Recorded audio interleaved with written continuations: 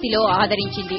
2 లక్షల మెజారిటీతో చిరస్మరణీయ విజయాన్ని అందుకున్నారు కేసీఆర్.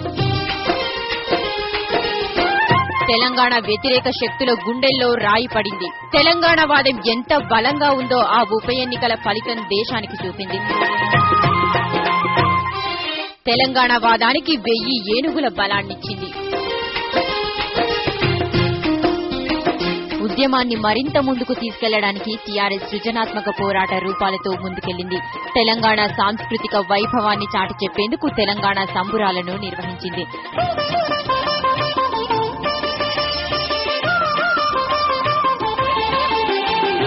ఇది తెలంగాణ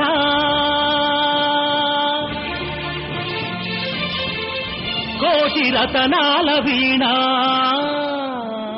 జాతి భావనను బలోపేతం చేసేందుకు తెలంగాణ తల్లికి రూపాన్నిచ్చింది. ఊరూరా తెలంగాణ తల్లి విగ్రహాలను ఆవిష్కరించింది.